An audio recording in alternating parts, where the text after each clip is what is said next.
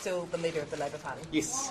What happened in there? Look, we took an opportunity to reflect on the election campaign. This, as I indicated on Saturday, the caucus will take some time to digest the election result. We'll take some time to, reflect on the future and identify how we can be the best and most formidable opposition that we can be. I think everybody is absolutely resolved to do that.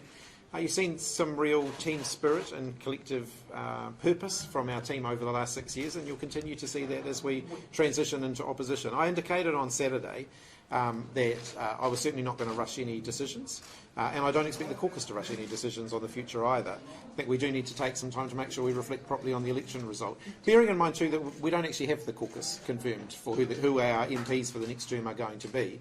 So there are some formalities that we do as a team that we can't actually do until we get a final election result, and that's still several weeks away. Was there a vote on your leadership? No, not at all. That's what I was going to ask. Part of your constitution, obviously, you have to have that within 3 months. Within 3 months, and we will certainly do that.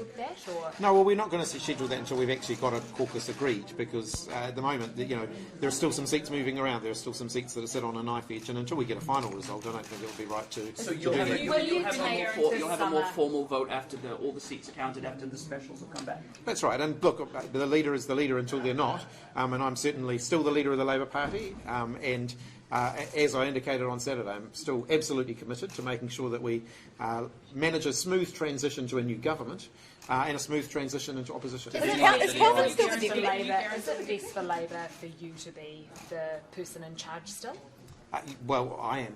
Can you guarantee that you'll be the leader of the Labour Party going into the 2026 election? A lot of water to flow under the bridge before that. Do you feel comfortable in your leadership? Yes. What did you talk about in there?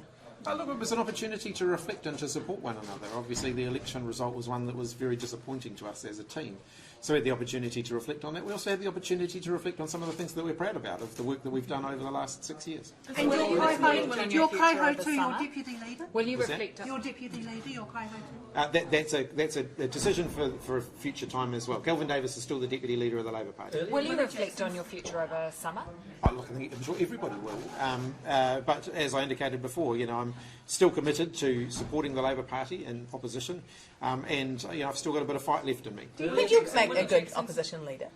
Look, I'm absolutely committed to supporting Labour into opposition, and we have a job that we will need to do in opposition. Does it suit your skill set to be an opposition leader? Oh, you can form your own views about that. Earlier today, the Trade Minister, in response to a question to a journalist, said "fuck off." Should he apologise for that? I think emotions have been running a little high today. I think people will forgive a little bit of intemperance. What are the emotions?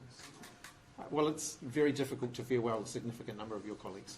Will Jackson suggested earlier that there were 1 or 2 members of your caucus with leadership aspirations. What do you think of that?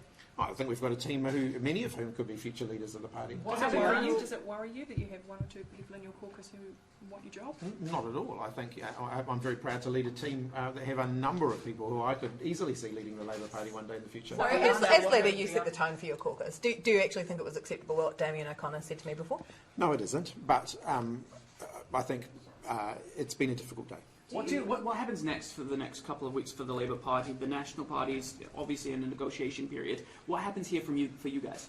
Look, I think people take a little bit of time to reflect. We still have to wait on the final election results. There's still several weeks away. Obviously, we're not negotiating to form a government. For ministers who currently hold office, they need to continue to run the country in a caretaker mode for the next couple of weeks. And there are actually still things that need to happen during that time, which will keep people busy.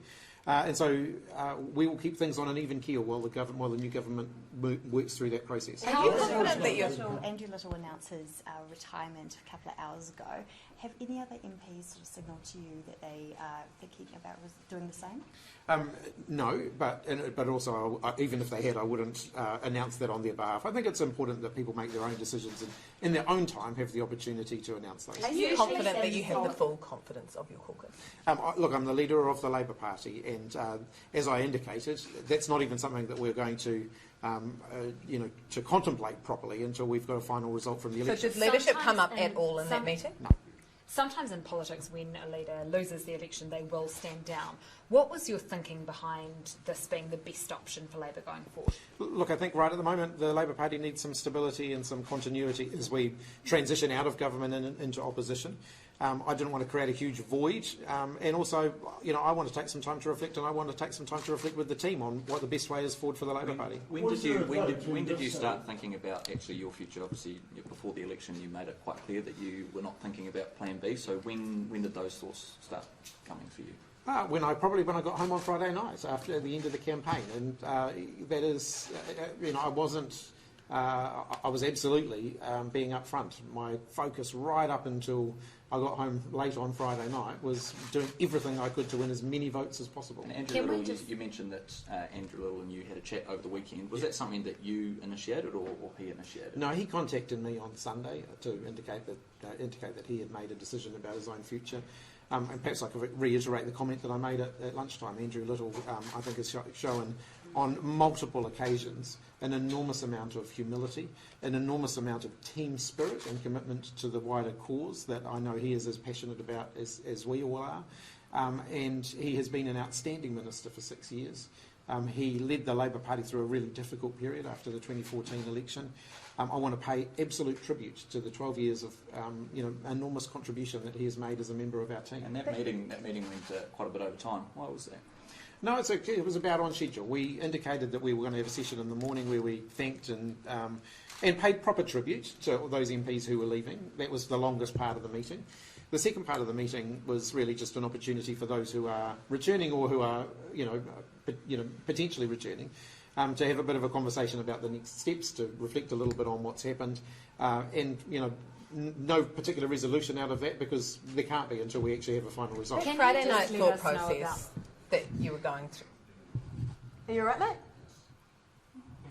I've been sworn at twice today now. Cool. That Friday night thought process that you went through, did you know at that point that you were going to lose the election? Look, you always live in hope right up until the last moment. Can I just double check the process now for the deputy now that you're in opposition? So Calvin, do you stay on as the deputy leader? Is that how it works and you are committed as well to that stability to go through? Yeah, so I'm the deputy leader and obviously we, like Chippy's been saying, that we still don't know who our final caucus is going to be and we'll face things when we have to face things. And I'm still the Deputy Prime Minister. You are, for a few more weeks. Yeah. Can I also clarify, just the next, until specials, what are we likely to hear from you? Like, tell us what you're going to be up to in the next. So, as Prime Minister, I still have some responsibility. So, where decisions have to be taken, and you saw there was a decision that had to be taken this morning, and I announced that. So you'll still hear from me on the day-to-day business of governing. It's a little different in the sense that I'll be consulting with the incoming Prime Minister on any major decisions that get taken. So there may be occasions where it's more appropriate for him to comment, but I'll still be here. Can I just ask, in terms of transitioning, you obviously went from being Prime Minister for not a long period and then having to get into sort of almost oppositional mode in terms of the campaign and fighting. You're now transitioning very quickly into Labour leader mode. How hard has that been? And is that, I guess, on the campaign, did you find it quite difficult as well, that transitioning? Oh, of course, I would have loved a longer run-up than 6 months. We had about 6 months before the campaign kicked off. I would have loved a longer run-up than that, but that is what it is. And so we've now got a job to do, which is to transition as quickly and as seamlessly in opposition. And I, as a parliamentarian, I passionately believe in the role of the opposition. Good governance, good democracy requires a vigorous opposition, and we will be one. How do you prepare for that, the transitioning? I mean, is it quite a mental shift for you now to get into that? Of course. Have you heard from Jacinda Ardern? I got a message from her on election night. Yeah. Just saying further to Ben's question. Lots of love.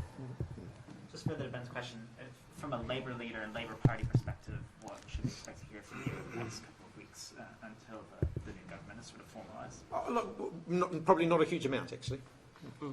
Okay, thanks everybody. Thank you.